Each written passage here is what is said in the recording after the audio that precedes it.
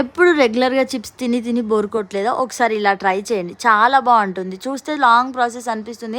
చాలా ఈజీగా అయిపోతుంది అండ్ హెల్తీ కూడా చాలా టేస్ట్ కూడా ఉంటుంది. అండ్ ఈ రెసిపీ వచ్చేసి నాకు మా తమ్ముడు చెప్పాడనమాట. ఫస్ట్ వచ్చేసి చికెన్ మంచిగా వాష్ చేసుకొని చిన్న చిన్న పీసెస్ చేసుకొని ఆయిల్ వేసేసుకొని ఆయిల్‌లో అయితే చికెన్ యాడ్ చేసుకోవాలి. చికెన్ కొంచెం మంచిగా కుక్ అయిపోయిన తర్వాత అందులో అయితే పసుపు, కారం, ఉప్పు, ధనియాల పొడి, కొంచెం అల్లం వెల్లుల్లి పేస్ట్ కూడా యాడ్ చేసుకొని అవన్నీ దానికి పట్టేలా మంచిగా కుక్ అయిపోయిన తర్వాత కుక్ అయ్యే వరకు అయితే దాన్ని కుక్ చేస్తూనే ఉండాలి. ఒక సైడ్ ఏమో మనకు కావాల్సిన వెజ్జీస్ అయితే చిన్న క్రష్ చేసుకోవడం కట్ చేసుకోవాలి.